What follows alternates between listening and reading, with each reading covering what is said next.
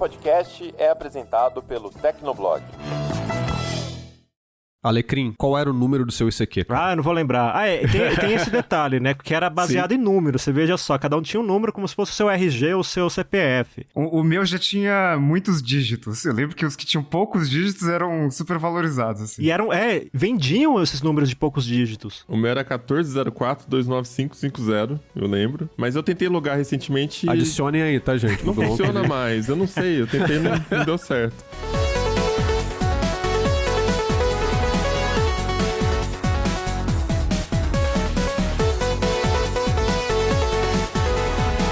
Olá, ouvinte, seja bem-vindo. Está começando mais um episódio do Tecnocast. Eu sou o Thiago Mobilon. Eu sou o Paulo Riga. Eu sou o Emerson Alecrim. E eu sou Josué de Oliveira. O produto que você usa hoje nem sempre foi a melhor opção do mercado. Por exemplo, você já parou para pensar como a gente encontrava as coisas na internet antes do Google? Ou como a gente se comunicava antes do WhatsApp? No episódio de hoje, a gente relembra esses tempos pré-históricos de produtos que não eram exatamente bons, mas era o que tinha. Aguenta aí que a gente já começa.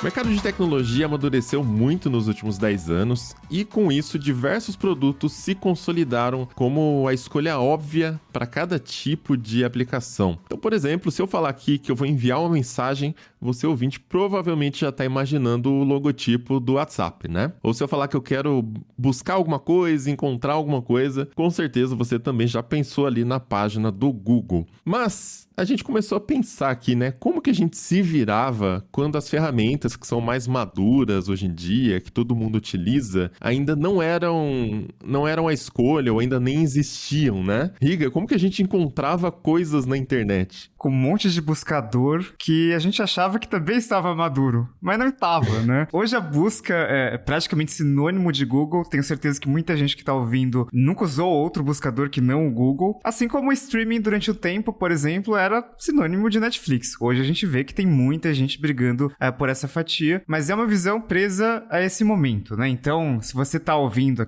agora, em 2035, talvez tenha surgido um competidor ao Google e tal, mas hoje o Google é dominante e teve todo um processo para o Google virar dominante, né? E se você está ouvindo em 2035, significa que o Tecnocast ainda é o melhor podcast de tecnologia, então muito bom, né? Que bom!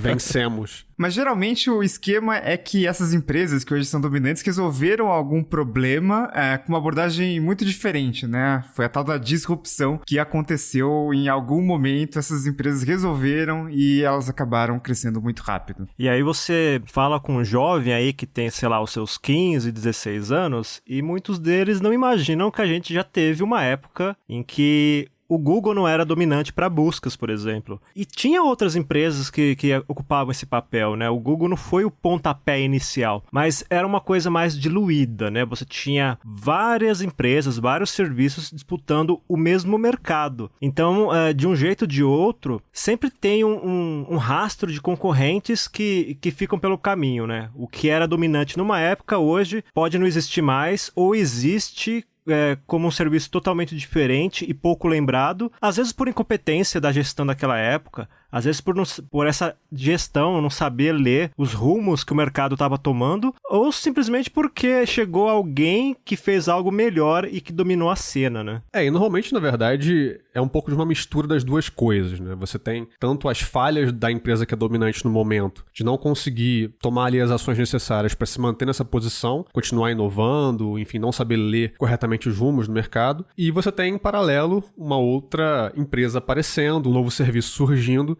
enfim, alguém que está um pouco melhor preparado para lidar com as inovações e com o que é necessário fazer para seguir gerando disrupções, né? Então, tem muitos exemplos que a gente pode citar, né, para falar dessa dinâmica. Um que é muito óbvio aqui, pelo menos pra gente que já tem alguma idade, é a Blockbuster. Talvez esse nome não faça muito sentido para pessoas mais jovens, aí da casa dos 15, 16 anos, como o Alecrim citou, mas a Blockbuster era líder no ramo de locação de filmes. Lembra quando você alugava filmes você ia num lugar físico, pegava esse filme num num DVD ou num VHS, mais antigo ainda, e você assistia e devolvia esse DVD ou VHS. Era uma coisa meio arcaica, mas a gente fazia isso. Lembra quando você esperava chegar sexta-feira pra pegar, alugar e ficar o final de semana inteiro com a fita? Nossa, cara, esse era a melhor sensação, quando você ligava e reservava um lançamento, assim, tipo, não, reservei, é pra mim, e o lojista vai separar pra você. Aí você ia lá, alugava e podia ficar o fim de semana inteiro com aquele filme, era fantástico. E a Blockbuster, ela durante um tempo foi realmente muito dominante nesse setor, chegou a ter 9 mil lojas abertas, foi comprada pela Viacom por 8,4 bilhões de dólares. Então, realmente, assim, naquele momento parecia que não tinha pra ninguém. A Blockbuster ia ser sempre o principal nome quando se tratava de entretenimento ali com filmes e séries. E aí apareceu uma outra empresa que conseguiu ler as coisas um pouco melhor, que é a nossa amiga Netflix. Vejam só. Então a Netflix já começou ali com uma estratégia diferente, que era entregar os DVDs pelo correio, em um sistema de assinaturas. Então, isso que acabou evoluindo para o que virou o streaming. A Blockbuster continuou insistindo no modelo de lojas físicas, foi o erro deles. Então, mesmo com o digital ganhando mais e mais força, eles se mantiveram nesse modelo das locadoras físicas ali, e acabaram perdendo esse bonde do digital e foram à falência, né? A Blockbuster teve um triste fim, então a gente vê esses dois movimentos, né? As decisões erradas da empresa e um novo concorrente aparecendo que toma o lugar. E assim, olhando essa história, até a gente pensa, né? Porra, mas se ela já tinha o catálogo inteiro de filmes, ela tinha as lojas físicas, né? Por que ela também não começou a fazer isso, né? Fazer por assinatura, etc. Uma coisa parecida com a Netflix. Mas tem uma característica da Blockbuster que muita gente não sabe também, que o modelo de negócios da Blockbuster era baseado em cobrar multas e não em alugar os filmes. Nossa, é verdade, né, cara? Se você atrasava, você pagava uma multa. Caraca. Exatamente. Essa coisa do final de semana que a gente falou era por isso, né? Você pode pegar na sexta-feira 2 fitas, você fica até segunda-feira com esses filmes alugados. Só que se você esquece de devolver o filme na segunda-feira até o horário limite, né? Similar a uma biblioteca, você tem que pagar uma multa. Ou se você esquece de rebobinar o filme, rebobinar a fita na época, muitas locadoras também cobravam multa por você não ter feito esse serviço na sua casa, né? Então, assim, a Blockbuster ganhava dinheiro com multas. Os aluguéis não davam dinheiro para a Blockbuster, né?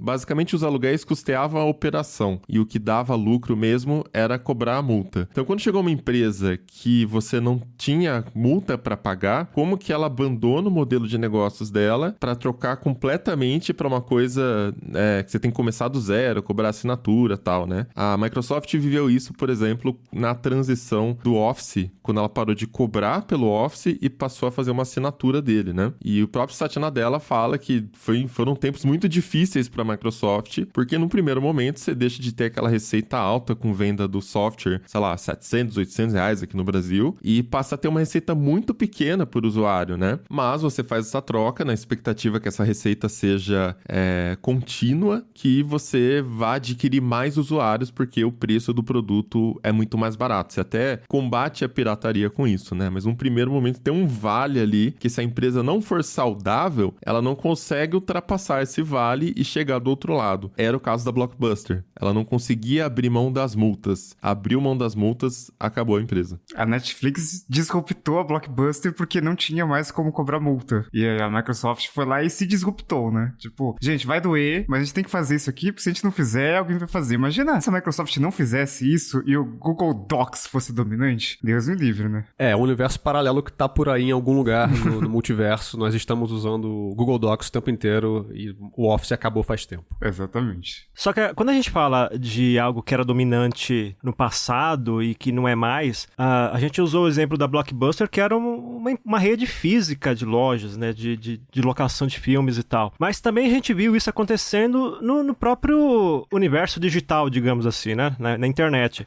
E um exemplo emblemático é o MySpace, que foi uma rede que aliás, ainda existe, né? É uma rede social que surgiu ali no comecinho dos anos 2000, chegou até uns 115 milhões de usuários e tal, só que eles não conseguiram fazer frente ao Facebook, por uma série de razões, né? O MySpace, ele tinha algo, que nem o próprio nome diz, né? MySpace, meio espaço. Eles tinham algo que era assim, mais para você ter a sua representação virtual na internet e não tinha um foco muito grande em relações interpessoais. Ou seja, era uma rede social que não era tão focada assim em e sociabilizar. Então, o Facebook já chegou pegando isso forte, né? Então, essa coisa de você poder adicionar amigos com mais facilidade e de ter um conteúdo que era fechado, ou seja, muita coisa você tinha que estar dentro da rede social para conseguir acessar, acabou aos poucos minando o espaço do MySpace, com perdão do trocadilho. Para piorar, a empresa ela foi mudando de dono com uma frequência relativamente alta e nessas mudanças o novo dono geralmente não sabia o que fazer, né? Tava meio perdido, não entendia bem qual era o negócio. E então você via várias falhas de abordagem. Por exemplo,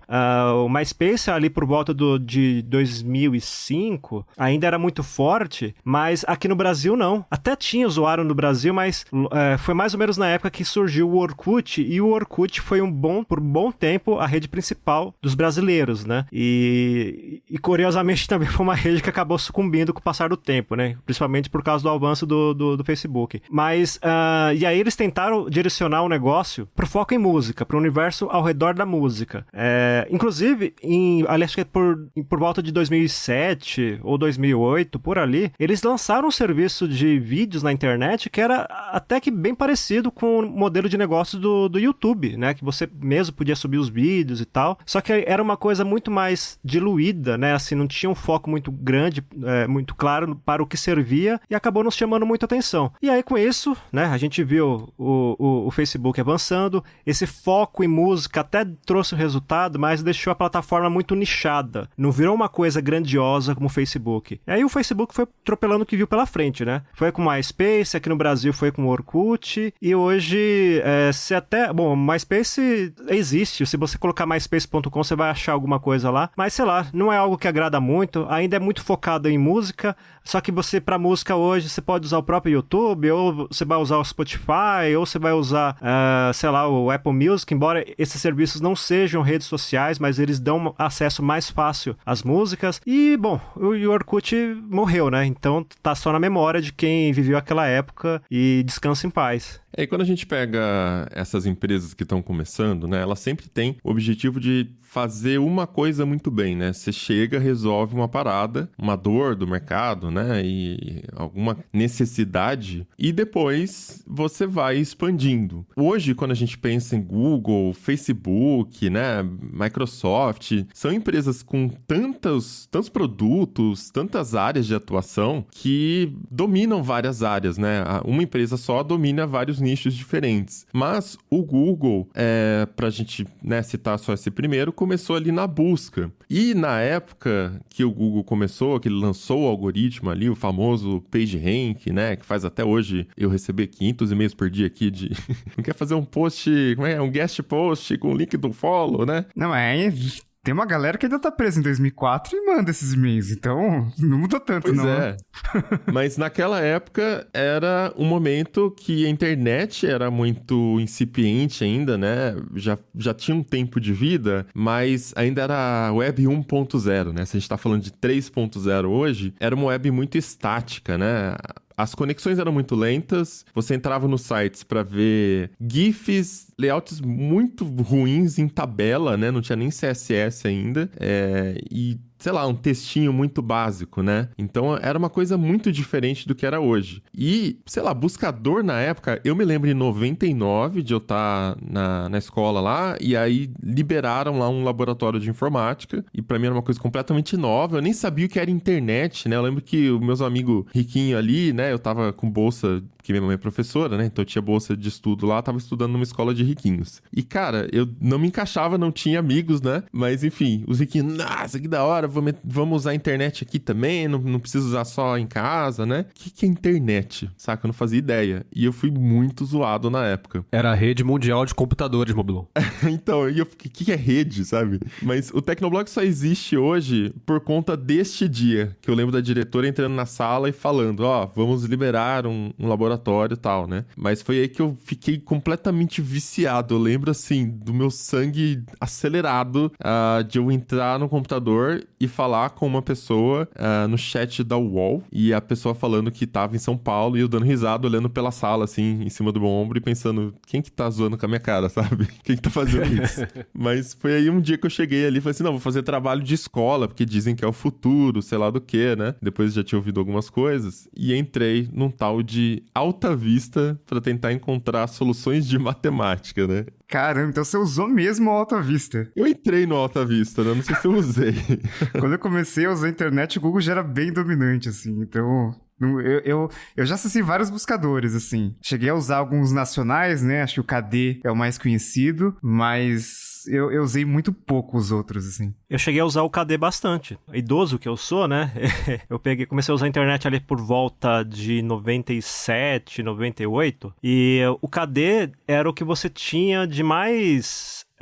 avançado na época para conteúdo em português, porque eles funcionavam como uma espécie de diretórios de links, né? Da mesma forma que era o Yahoo, por exemplo, mas assim, funcionava bem para o que você tinha na época, até porque a internet, por volta ali dos anos 2000, um pouquinho antes, não era tão imensa, né? A web não era tão imensa quanto é hoje, né? Não tinha tanto conteúdo assim para ser indexado, então você conseguia achar coisas em português com relativa facilidade. E aí, quando eu precisava de alguma coisa em inglês, eu corria pro Ask, né? Ask Jeeves. Depois virou só ask.com. E era um site que, assim, ele não tinha nada de excepcional comparado ao que o Google se tornou, mais ou menos naquela época também, mas ele tinha uma boa indexação de conteúdo em inglês. E aí, quando eu comecei a fazer faculdade, que foi em 2001, tinha muito material que a gente precisava pesquisar, que a gente buscava na biblioteca, mas se você precisasse de uma informação mais atualizada, você corria para a internet. O Google muitas vezes não tinha, sei lá, ele até apresentava o resultado que você queria, mas às vezes você se arriscava a pesquisar em um outro buscador porque você ia ter um resultado diferente que de repente era mais interessante para aquilo que você estava precisando. E com Ask acontecia muito isso para conteúdo em inglês. Mas aí depois o Google acabou, né, se tornando dominante, né, ali quando eu comecei a faculdade, em 2001, já tinha uma força grande, inclusive, para conteúdo em português, e aí ele aos poucos, assim, foi dominando a cena, e é assim até hoje, né? Mas era interessante que depois disso, eu ainda pesquisava de vez em quando alguns buscadores, entre aspas, alternativos, a exemplo do Alta Vista, só para saber ali como é que funcionava um, como é que funcionava o outro, e a coisa que me fez ficar de fato no Google é que para conteúdo em português ele tinha mais resultados úteis, né? Ele era mais preciso. Alta Vista, o Ask e tantos outros que eram em inglês, predominantemente inglês, eles obviamente tinham mais resultados interessantes nesses idiomas, né? Eles não tiveram aquela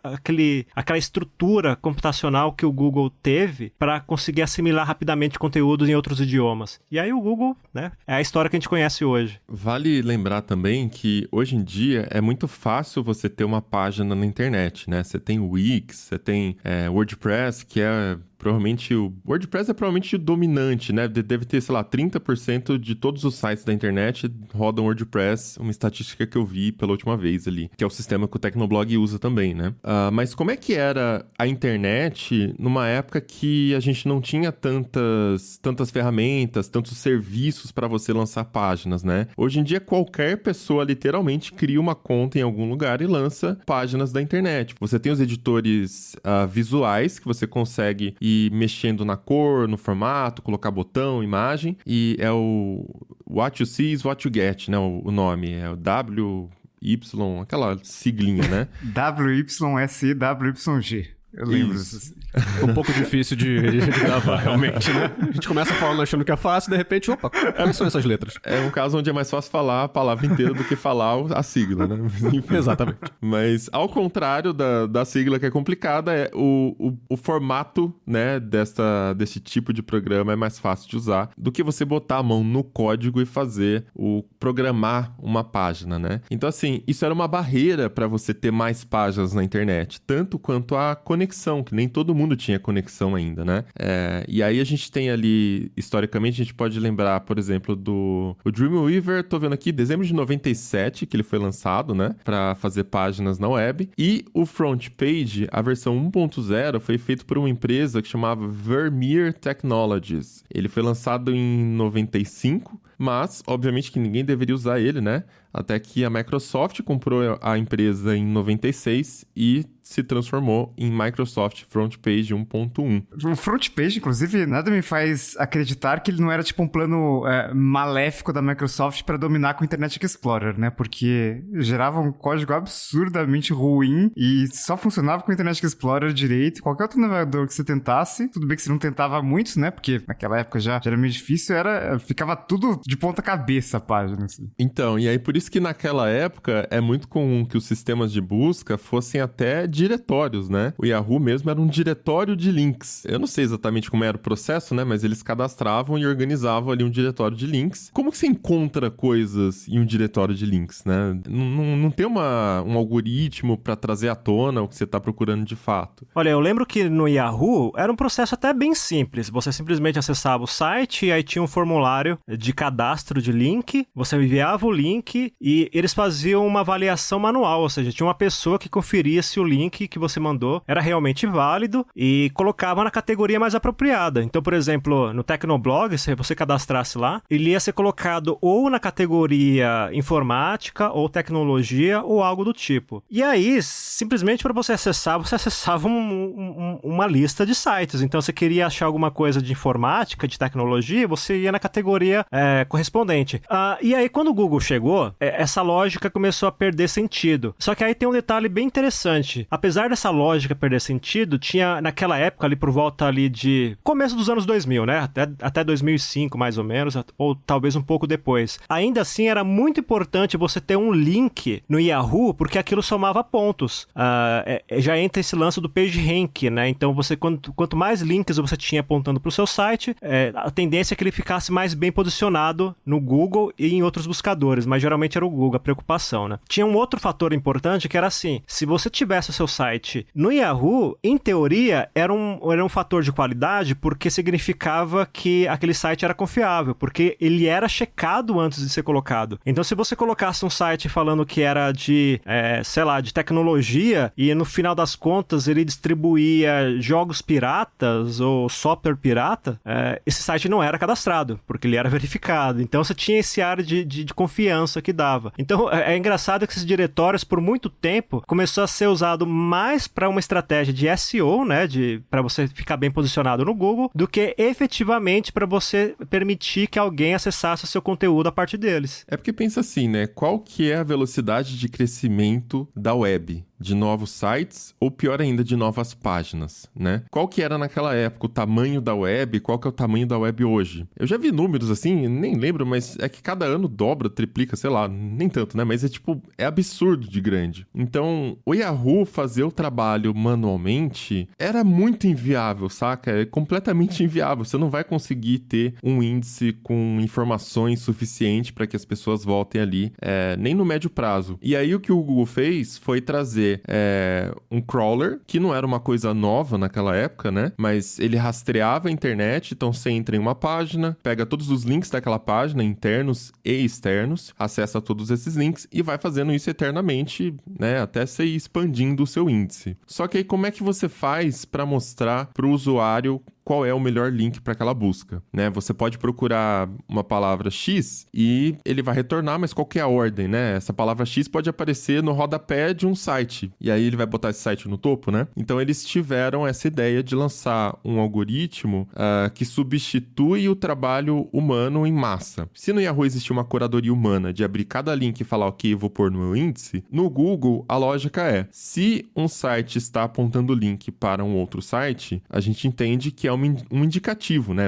Se na minha página eu falo, ó, meus leitores, acessem esse link aqui, é uma forma de validação de que aquele domínio, não só aquele link, né? Mas aquele domínio como um todo, é um domínio, de certa forma, confiável, interessante, né? E aí o PageRank basicamente isso, você tentar fazer uma pontuação geral de todos os sites, de todas as páginas, etc, para saber quando uma pessoa busca alguma coisa, o que te joga um pouquinho mais para cima no resultado daquela busca. Isso é interessante, né? Porque foi de fato que tornou o Google o gigante das buscas e consolidou essa posição ali como o dominante nesse setor. Se a gente olha para quem era dominante antes, que realmente chegou a ser o Alta Vista, talvez tenha sido antes do Google quem teve maior proeminência, não tinha essa lógica. Apesar do Alta Vista, pra sua época, ter uma tecnologia muito boa e tal, ele não chegou a conseguir implementar algo como o Google, de realmente não só mostrar muitos resultados, mas mostrar resultados úteis, mostrar os melhores resultados. E é até interessante pensar na história do Alta Vista, né? Porque o sucesso que ele teve foi um pouco por acaso, porque ele não foi pensado como um produto para consumidor final, digamos assim. O Alta Vista foi criado por uma empresa chamada Digital Equipment Corporation, e ele era uma propaganda de marketing, na verdade. Porque eles criaram um, entre aspas, supercomputador, que era o Alpha Server 8400 Turbo Laser, excelente nome, parabéns, pessoal. E ele tinha um processador de 64 bits, então ele podia pesquisar bancos de dados muito grandes, muito rapidamente. Então eles criaram esse mecanismo de busca só para fazer uma demonstração do poder dessa máquina que eles criaram, né? Então, após ali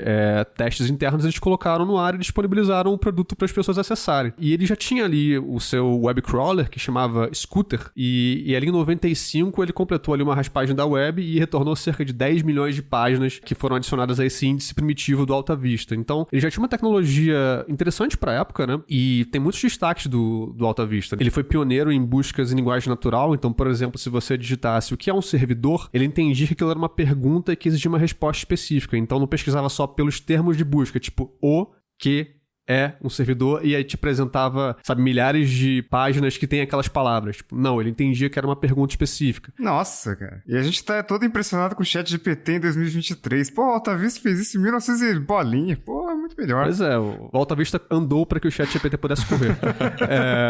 Mas ele também tinha coisas tipo buscar em várias línguas, ele foi o primeiro a permitir pesquisa de imagens, vídeos e áudios juntamente com conteúdos em texto. Então, assim, pro seu momento ali, ele realmente estava numa onda muito boa, só que aí aconteceu algo que o Alecrim acabou mencionando quando ele falou do MySpace, que é muitas mudanças de mãos. Essa empresa que era dona do Alta Vista, que é a Digital Equipment Corporation, foi vendida para a Compaq. Quem é das antigas aí vai lembrar da Compaq. E o que eles quiseram fazer? Quiseram mudar um pouco ali a cara do Alta Vista, que era um buscador simples de entender, né, e simples de usar. Quiseram dar um ar meio que de portal para ele para competir com outro grande da época, que era o nosso amigo já mencionado, Yahoo.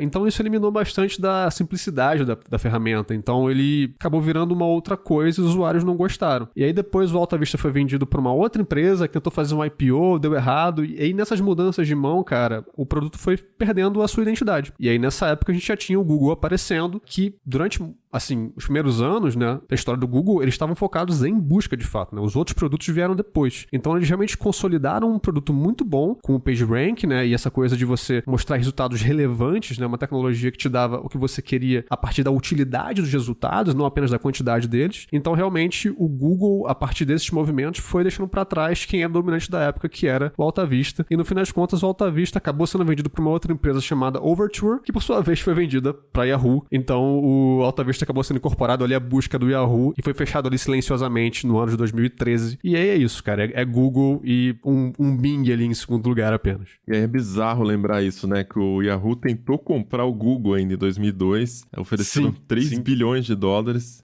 Pra daí 2 anos depois o Google fazer o IPO por 85 dólares a ação, totalizando 27 bi de valuation. E hoje, 27 bi deve dar o faturamento de uma das linhas de negócio do Google, das menores ainda, né? A menos lucrativa. A menos lucrativa.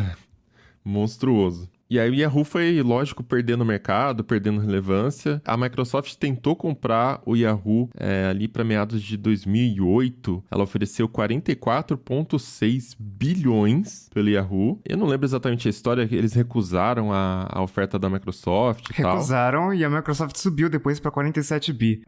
E em 2008, né? Então não tá corrigido pela inflação, era muito dinheiro. Era muita grana, só que depois o Yahoo foi vendido em 2016 por 4,83 bi para Verizon, né? Então, que história triste do Yahoo, né? Nessa linha do tempo aí. Que tristeza.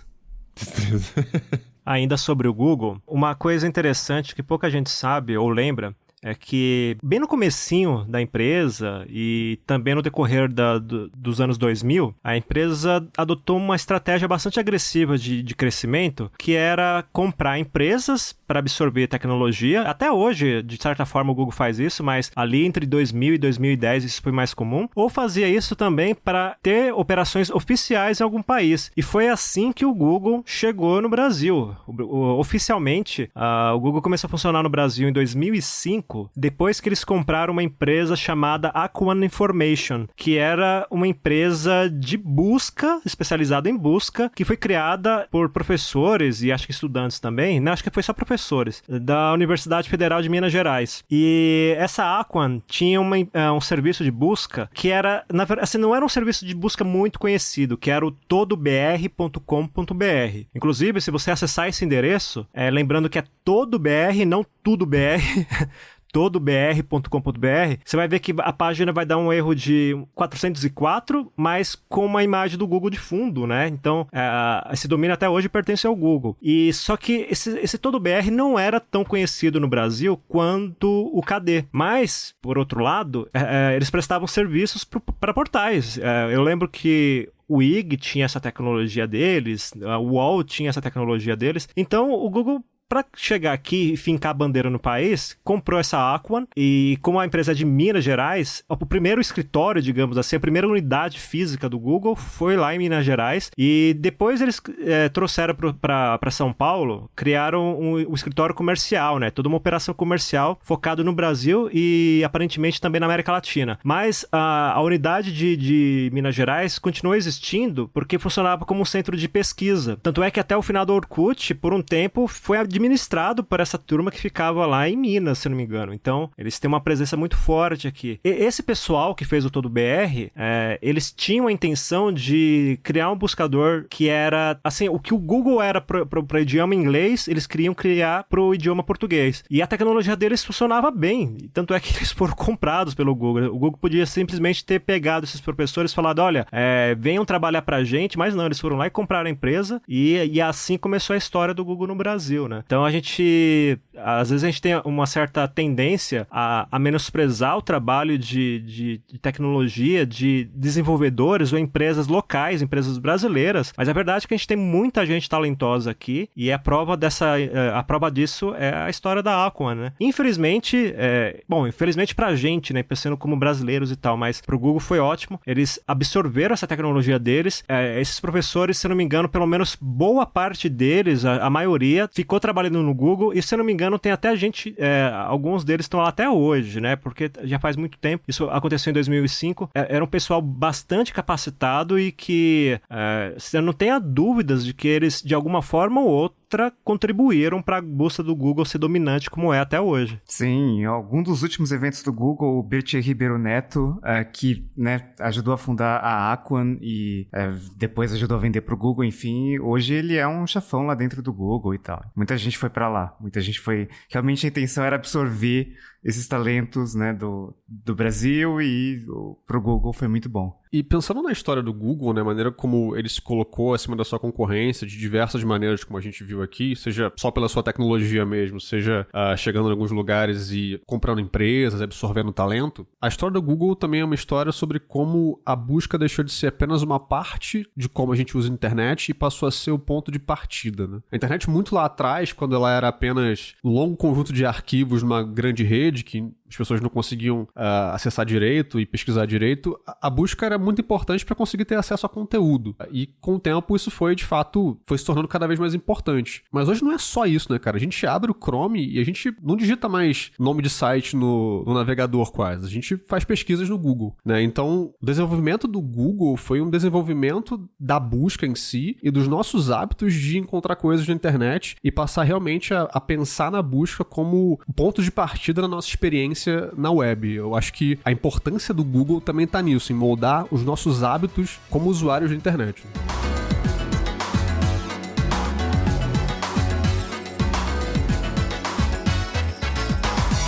Mas tem uma outra área que o Google vem tentando há muitos anos, até hoje está tentando, né? E ele ainda não conseguiu ser dominante, não conseguiu nem ter uma adoção em massa aí, que é a área de comunicação instantânea, os aplicativos de troca de mensagem instantânea, né? Hoje, aqui no Brasil, pelo menos, a gente fala muito do WhatsApp. Lá fora também, aqui nos Estados Unidos ainda tem aquela coisa de usar o iMessage, né? Mas o WhatsApp é, de fato, o mensageiro mais popular do mundo inteiro. Quem é da época dos PCs ainda, né, aquela coisa antes de ter smartphones, deve se lembrar ali dos players daquela época, que eram o ICQ que era o player jovem, que os jovens que gostavam, que usavam bastante, né? E tinha também o AOL, que é o IM, né? O Instant Messenger da AOL. E eram as pessoas mais velhas que costumavam usar o AOL, pelo menos aqui no Brasil, o IM, na verdade, né? Isso foi antes ainda da chegada do MSN, que depois virou Windows Live Messenger, Microsoft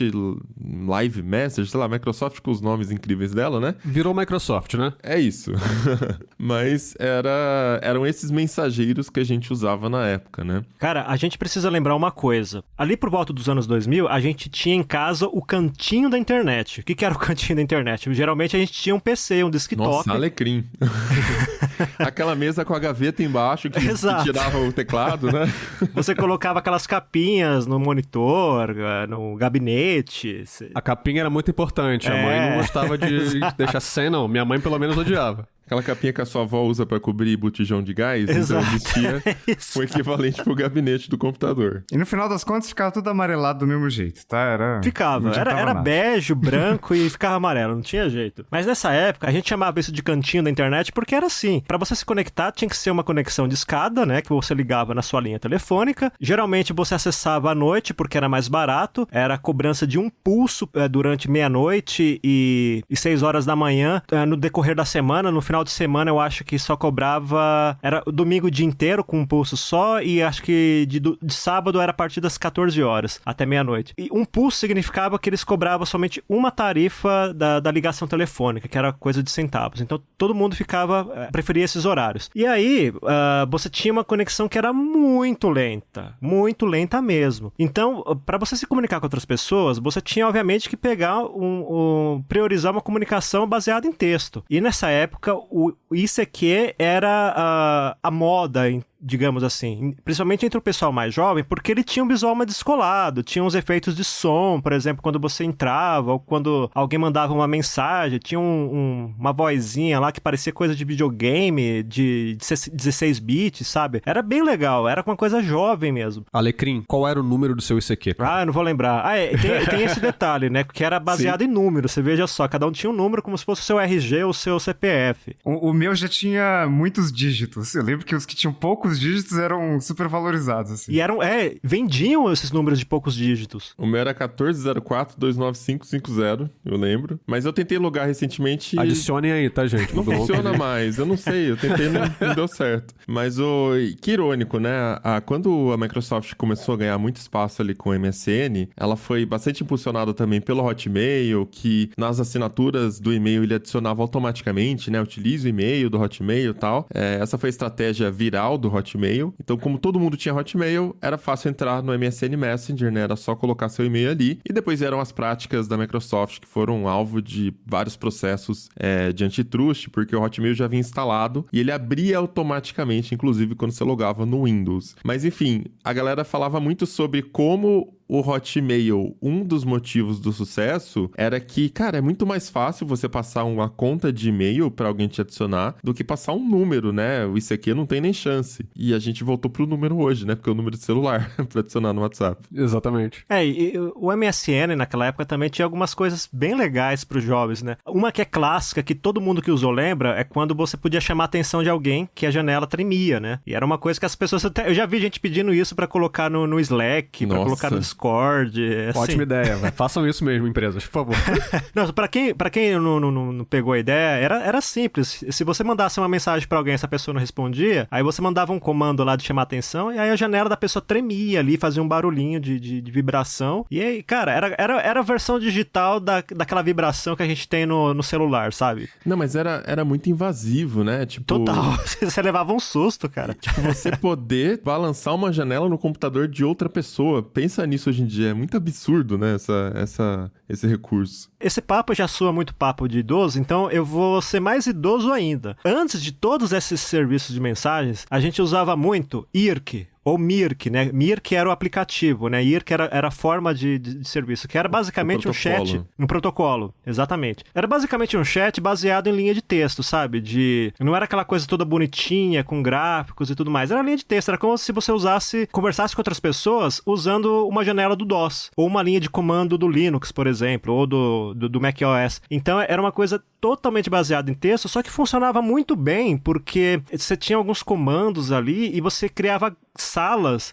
Então você podia, por exemplo, participar de uma sala temática da mesma forma que era aqueles bate-papos do UOL, né? Que antigamente era bem comum aquelas salas de bate-papo. E só que você criava salas fixas ou temporárias e era bem legal quando você combinava, acessava depois da meia-noite e se de repente via um monte de gente aparecendo ao mesmo tempo. Era da meia-noite e começava todo mundo a aparecer. E dava pra fazer muita coisa ali, além de trocar mensagens. Eu lembro que eu usava o Mirk pra baixar música. E era uma loucura, né? Porque pra baixar uma música de 3 megabytes, você tinha que deixar o computador ligado a noite inteira, né? Aí você via minha mãe reclamando da conta de luz e tudo mais, mas porque era o que tinha, né? E só baixava se a sua conexão não caía, porque era muito comum cair, era a linha telefônica, né? E era a maior frustração quando você acordava e ia olhar lá se baixou a música e você via que não baixou porque a sua conexão tinha caído. Mas era o que tinha, né? E funcionava de um jeito, apesar de ser bastante rústico, digamos assim, funcionava. Tanto é que muita gente que usou Mirk ou Irk de algum outro cliente para Irk vai lembrar disso com uma certa nostalgia, porque era uma época bem interessante mesmo. Não tinha nada de incrementado, né? Não tinha figurinha, não tinha imagens coloridas, sons e tal, mas funcionava e era bem legal. Eu não sei se eu chamaria isso de eficiente, porque era bem difícil, era muita fricção, né, para você conseguir usar. Então, se for pensar o Mirk ou o Irk, ele era talvez uma coisa mais arcaica do que é hoje o Mastodon na parte da tecnologia, né? Que são redes, né, descentralizadas, você tem a parte pública ali e tal, e tem a comunicação privada também. É que o Mastodon tem uma dinâmica mais de Twitter, de rede social, né? Então é uma mistura de Mastodon com Discord, que o Discord, até o jogo da velha que o Discord usa, né, pra sinalizar que é uma sala, é uma coisa que vem ali da época do Irk também, né? Você colocava um jogo da velha, você criava uma sala, e aí você tinha que convidar as pessoas pra... vamos lá, entra na minha sala. A pessoa digita jogo na velha, o nome da sala e consegue entrar. Mas você podia instalar os diferentes scripts que eles falavam, né? Então, eu lembro que eu usava o script que chamava The Seven Deadly Sins. Não sei porquê, isso é o que o pessoal falava que era o melhor. Ele era simples. Tinha uns mais empiriquitados. Eu lembro que teve até o Cebolinha script, né? De Irk, de Mirk. Eu não lembro, tinha várias coisas. Tinha umas coisas bem... cheio de recurso visual, né? Tipo cor de rosa, sei lá do que e tal. Mas a dinâmica era meio que uma sala pública que você consegue chamar alguém pra conversar no privado também, mas fica aquela timeline de um monte de gente falando nessa sala pública aí, igual é a sua timeline do Twitter hoje, por exemplo. Tinha esses efeitos aí de cores e tal, mas era tudo baseado em texto, né? A base era texto. Sim. E realmente tinha uma curva de aprendizagem, né? Então na primeira vez que você entrava, você ficava meio perdido. Então demorava um pouco para você assimilar os comandos e tal. Mas depois que você assimilava, ficava uma coisa mais fácil de usar, ficava mais natural, né? Então eu acho que tinha sim uma eficiência. Se a gente levar em conta que naquela época as conexões eram muito ruins e a gente tinha poucos recursos computacionais, né? Então... É que não era para usuário final, assim, Não né? era. Esse que é o ponto que eu tô falando. E tem outro ponto também, né? A gente fala de mensagem instantânea, hoje a gente pensa como uma coisa natural.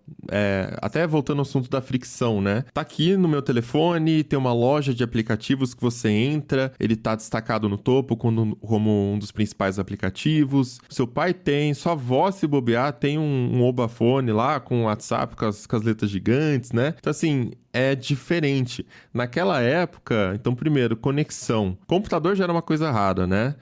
Conexão, mais raro ainda. Aliás, modem. Às vezes o computador não tinha nem modem, você nem conectava com a internet, né? Você nem conseguia discar pra internet. Então, você pensa assim, como é que era a comunicação instantânea antes do WhatsApp? Tem um caminho gigante, mas se a gente falar até antes do telefone, né, é até estranho falar comunicação instantânea, porque de fato a mensagem chegava instantaneamente quando você mandava, mas a pessoa tinha que estar online. Tem esse detalhe também, não sei se vocês lembravam disso, né? Essa era a fricção mais básica de todas, né? O negócio do ficar online, depois de um tempo começaram a fazer algumas gambiarras, né? Então, se alguém mandasse uma mensagem enquanto você estivesse offline, na próxima vez que você entrasse, você via essa mensagem. Mas aí... Exatamente, tipo, a outra pessoa já tinha saído, ou sei lá, não tinha dado meia-noite e ela não tinha entrado na internet, né? Mas por muito tempo você não conseguia mandar mensagem offline, né? Você tinha que esperar a pessoa estar online pra mandar mensagem. Então, é engraçado a gente falar assim, comunicação instantânea, mas era uma coisa tipo assim, você tinha que mais ou menos combinar o horário que você vai entrar, pra daí a pessoa entrar também, e aí trocar mensagem se tornava um hobby, era um evento, né? Era uma coisa que você entrava na internet pra fazer. Hoje em dia não, a mensagem ela tá no nosso bolso o tempo todo, ela não é só um hobby, ela é um utilitário, né? A gente precisa daquilo, a gente depende daquilo pra tudo, né? Pra pedir pra alguém passar na farmácia, comprar um remédio pra dor de cabeça, ou pra também trabalhar.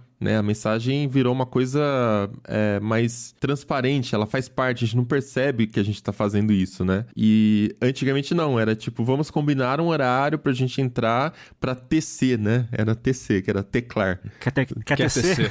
Quer tecer. Então, esse aspecto, né, de precisar pra tudo, é que eu acho que é a principal diferença hoje, no sentido cultural mesmo, né? A maneira como os nossos hábitos foram se moldando a partir da tecnologia. Com o MSN, né, que era esse dominante antes do WhatsApp. Claro que a gente pode colocar o Skype aí no meio também, teve esse período também, mas o MSN, ele, ali em 2003, ele tinha cerca de 110 milhões de usuários mensais, então pra época isso era um número muito significativo, então ele foi de fato dominante nesse setor aí. E ele moldava os nossos hábitos dessa maneira, né? Tipo, conversar com uma pessoa era um evento, tinha um horário específico e tinha um ritual. Você saía da escola, chegava em casa, ligava o computador, se você tivesse banda larga, você podia entrar em qualquer horário. Se você tivesse conexão de escada, era depois da meia-noite ou no fim de semana, enfim. Havia limites claros, né? Isso que eu acho importante destacar. Comunicação pelo MSN era uma comunicação com amigos, com familiares, não era uma comunicação que se confundia com trabalho, né? Hoje, o Alecrim vai poder falar muito melhor do que eu, você recebe release pelo WhatsApp, gente te cobrando coisas de trabalho pelo WhatsApp. Então, esses limites foram se perdendo um pouco com o passar dos anos,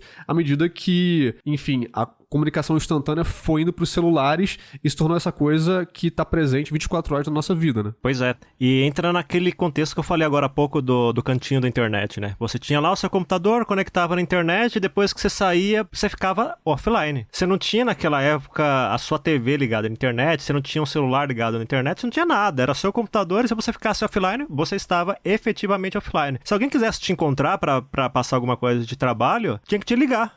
Fazer o que os incas faziam, né? Pegar o telefone e discar, porque não tinha um outro método mais eficiente, pelo menos quando você estava em casa. E aí você entra nessa comparação sobre o que era naquela época e hoje em termos de volume de informação, né? Porque, tá, beleza, você tem um celular, qualquer pessoa, mesmo uma pessoa desconhecida, pode mandar uma mensagem para você no WhatsApp enquanto você tá no ônibus, enquanto você tá em casa, enquanto você tá no trabalho, enfim. Então você tem mais informações. Por outro lado, isso deixa você naquele estado de alerta, né? E entre toda aquela situação que não é o tema desse podcast, do uso, digamos, patológico da tecnologia. Naquela época, pelo menos, a tecnologia era tão limitada que te forçava a ter barreiras bem estabelecidas, né? O cantinho da internet estava ali, então se você acessava o seu computador, estava tudo ok, funcionando e tal. Quando você saía da frente do computador, você já não estava na internet, era isso. Hoje em dia, para você ficar offline, você tem que fazer um esforço. Você tem que ir lá no seu telefone, colocar ele em modo avião, ou então desligar ele. Você tem que desligar o seu roteador e assim por diante, né?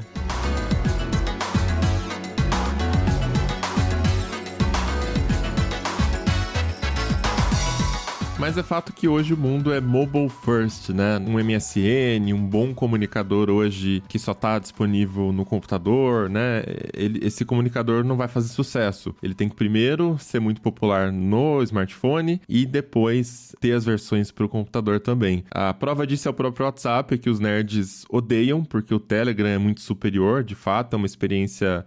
Mas o Signal é muito melhor mobilão, tô brincando. Pelo menos a experiência da troca de mensagem mensagens do Telegram, né? Ela é melhor porque não tem que ficar sincronizando o celular com o computador. Tem perdas, talvez, da privacidade, essas coisas todas, mas enfim, é por isso que o pessoal prefere ele, mas o WhatsApp consegue ainda ser o dominante por ele ser muito bom no smartphone. O que nos leva também a pensar como que era o mundo antes do smartphone, né? Como que a gente se conectava com as pessoas, o que a gente fazia. A gente sabe que o smartphone não foi o primeiro tipo de celular a existir, né? Existia um celular antes que era mais focado em ligações e troca de mensagens de texto, e esse celular também existiu nessa época que a gente tinha o cantinho da internet em casa, né? Então a gente saía do computador e a nossa conexão com o mundo era apenas uma sensação, porque tipo assim, eu estou conectado porque eu estou com o celular no meu bolso, mas a conexão é alguém me ligar ou alguém gastar 50 centavos pra me mandar um SMS, basicamente, né? Pra mandar um torpedo, né? Como chamavam naquela época. Nossa, torpedo. Ou torpedo web, que era de graça pelo site da Claro. Eu acho que nenhuma operadora mais fazia isso na época, né? Porque só pelo site da Claro você conseguia entrar e mandar um torpedo pra quem usava Claro pela internet, que era de graça. Aí você fazia uma puta gambiarra pra conseguir se identificar nesse torpedo, porque tinha uns limites ali bizarros e mandava de um número genérico. Era meio altas gambiarras pra quem não tinha dinheiro pra ficar jogando fora, né? Mas é curioso essa coisa do mobile first, né? E os smartphones, como eles se tornaram tão centrais na nossa vida.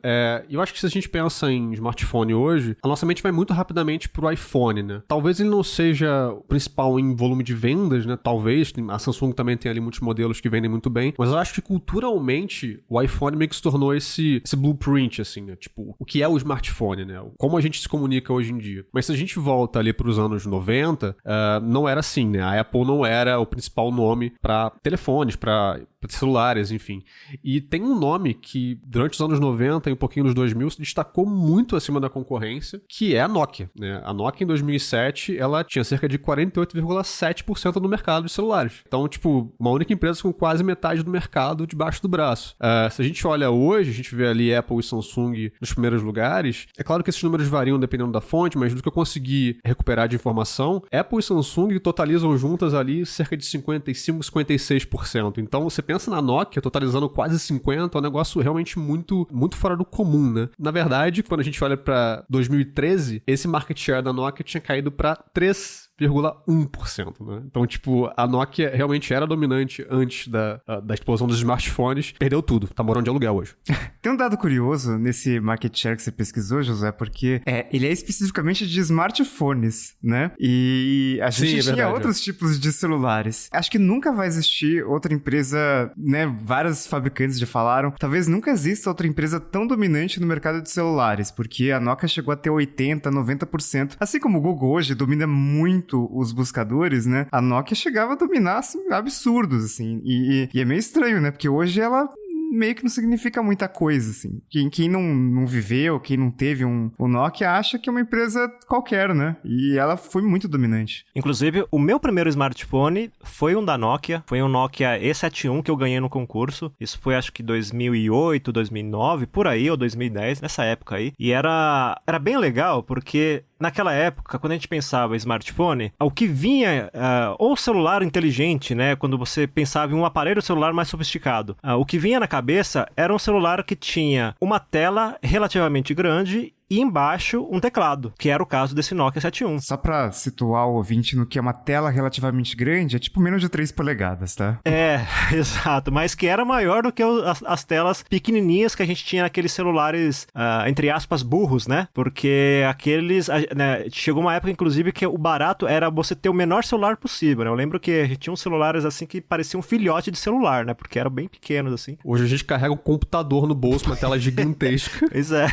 Mas aí falando nesse formato de Nokia E71, esse formato de teclado, né, que você tinha... E quando eu falo teclado, não é só teclado numérico, era um teclado alfanumérico, né, com letras e tudo mais. Mas quando a gente falava nesse padrão de celular, o nome que vem à mente, acho que da maioria das pessoas daquela época, é a BlackBerry. Porque a BlackBerry, eu acho que antes da explosão da Apple como uma empresa dominante nesse segmento, e depois com o Android, se bem que o Android aí contempla várias marcas, né, porque o Android é o sistema operacional terminal e a plataforma, a BlackBerry era o que tinha de mais sofisticado. Entre 2006 e 2009, eu trabalhei aqui numa universidade aqui em São Paulo. Eu trabalhava nos laboratórios de informática e, de tabela, também tinha que dar suporte de vez em quando aos funcionários e aos professores, né? E era uma coisa curiosa, porque uma coisa é você ter um PC com Windows que você usa ali todo dia e vai dar suporte, vai ajudar alguém a fazer alguma coisa lá. E outra coisa é você dar o suporte para um aparelho que você não conhece. E isso acontecia com a gente porque os diretores lá da universidade, o pessoal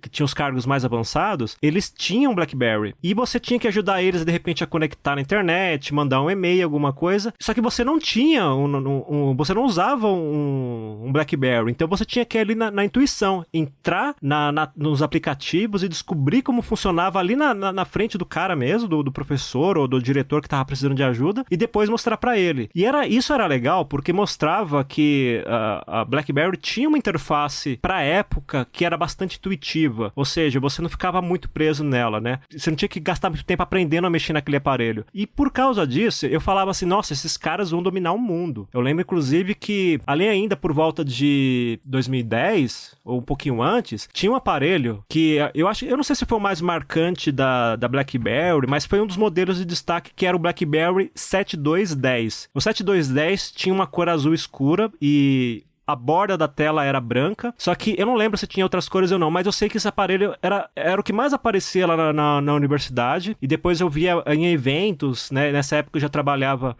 com internet, né, o meu site próprio e tal, e aí eu via nos eventos o pessoal usando esse aparelho, e eu pensei, cara, de novo, a BlackBerry vai dominar o mundo. Só que aí a gente começa a entrar, né, no universo da Apple, porque aí surgiu o primeiro iPhone e aí a história a gente já conhece, né? Veio um iPhone atrás do outro, eles tinham aquela proposta da tela ocupar toda a frente do aparelho, eliminando essa coisa que até então eu achava fascinante, que era o teclado alfanumérico, e a BlackBerry não soube se adaptar a esse cenário e ela acabou perdendo o espaço. Primeiro para a Apple, depois para o Android, que veio logo na sequência, e aí a gente já viu o que acontecia, né? Mas foi impressionante que, assim, eu pensava pelo menos que a BlackBerry ia se render ao Android, ia fabricar. Ela até lançou aparelhos que tinham telas que ocupavam toda a frente. Teve também aparelho com Android, mas já era numa época em que a marca tinha perdido força. O que o pessoal se importava mais era Nokia, era Samsung, era a LG, né? Quando a LG também tinha, Motorola, que sempre foi muito forte na época do Android. E aos poucos a gente foi vendo a BlackBerry, né, que na verdade o primeiro nome era RIM, né, R-I-M, e a empresa foi morrendo aos poucos e virou assim um fantasma, né, porque foi incrível a forma como a empresa foi do céu ao inferno, né, porque, que nem eu falei, ali nos anos 2000, até 2010 mais ou menos, ela era a marca mais impressionante, assim. E era natural ela ser a marca mais impressionante naquela época, porque uma coisa que pouca gente sabe é que a RIM, ela começou como uma empresa de pager, né? Eu não lembro o nome que a gente usava aqui no Brasil, daqueles... Palm? Não, aquele era um aparelhinho que você só recebia mensagem. A gente tinha um nome que a gente usava aqui no Brasil. Pager. Era pager, né? Era o pager, era né? Pager, né? Pager. Vários episódios de Friends me vêm à mente. Então, e se vocês buscarem na internet, vocês vão ver que ela tinha um pager, que era muito louco, que era como se, imagina um aparelhinho pequeno daqueles, né, que cabe na palma da mão, e ele tinha um formato de notebook. Então, a mensagem você via na parte de cima, que era a tela, e embaixo tinha um tecladinho. Era um notebook em miniatura, cara, era uma coisa muito louca. Aí depois ela aderia ao formato tradicional, né, que era do pager, né, que era uma telinha em cima e o teclado embaixo. Então, como ela já tinha essa experiência com o teclado, ela levou essa experiência pro celular, e aí tinha aqueles aparelhos que a gente chamava de assistentes pessoais, né, que a Palm, que é outra marca que sumiu, era uma das líderes nesse segmento. A BlackBerry, quando era a RIM, ela também tinha esses aparelhos, então foi natural que ela fosse pro segmento de smartphones e tivesse algum sucesso nisso. Só que esse mercado evoluiu muito rápido, em parte por causa da ousadia da Apple, né, com Steve Jobs e tudo mais, a história do surgimento do iPhone, eles não conseguiram acompanhar isso. Em parte, eu acho, eles tinham um certo orgulho do que eles construíram e não queriam perder aquela bagagem. Mas era aquela coisa, né, ou você se adaptava ou morria. Eles não se adaptaram e é o que a gente conhece hoje, né, ou melhor, não conhece, né, porque pouca gente, os jovens provavelmente não conhecem a BlackBerry. Essa coisa que você falou de que talvez tivesse sido uma boa ideia para a BlackBerry abraçar um Android, cara, tenho certeza que alguém na Nokia até hoje também tem esse arrependimento. Porque esse foi um dos motivos, né, dessa derrocada da Nokia, porque enquanto o iOS estava ali se desenvolvendo e o Android também estava sendo abraçado por várias marcas, né, Samsung, Motorola, entre outras, a Nokia insistiu num sistema próprio, né, num OS próprio que era o Symbian. Eu nunca usei o Symbian, mas a minha esposa usou, ela tem boas lembranças e gosta e tal, mas ela fala, cara, era meio difícil de usar, e comparado com o iOS, o Android, mesmo na época, eram sistemas melhores. E o fato dela ter ficado tanto tempo segurando ali, mantendo esse sistema operacional nos seus aparelhos, fez com que ela perdesse mercado para opções que eram melhores, mais intuitivas para os usuários, né? E aí eles tentaram resolver esse problema anos depois com uma outra decisão um pouquinho questionável, que foi a parceria com a Microsoft, né? Eles não abraçaram o Android com a Microsoft para fazer o Windows Phone, e o resto nós já sabemos, não foi uma ideia lá muito boa. Antes de abandonar o Symbian, antes de fechar a parceria com a Microsoft, ela tentou lançar outros sistemas operacionais, né? A gente no Tecnoblog chegou a testar o Migo, por exemplo, que foi uma das iniciativas da Nokia. Se eu não me engano, ainda teve mais um, que eu não sei se chegou a entrar nos aparelhos, enfim. Mas, enfim, a Nokia tentou de diversas formas substituir o próprio OS sem ter que se render ao Android. Depois ela tentou se render à Microsoft e não deu certo de jeito nenhum. Eu acho que a linha Lumia gera boas lembranças nos usuários que curtiam e tal, tem uma nostalgia em torno do Lumia. É aquela coisa, né? Em retrospecto, parece uma escolha muito óbvia você ir na direção do Android, né? A gente fica perguntando, por que não fizeram isso? Mas, enfim, a Nokia, gente, vamos lembrar, é uma empresa que nasceu no século XIX. Ela lidava com papel, depois trabalhou no ramo de borracha, depois que acabou indo para as telecomunicações. Então eu imagino que tivesse uma cultura interna de tipo assim, a gente sabe o que a gente tá fazendo, sabe? Tipo, a gente perdurou todos esses anos, tipo, a gente cruzou um século e prosperaram, né, nesse período.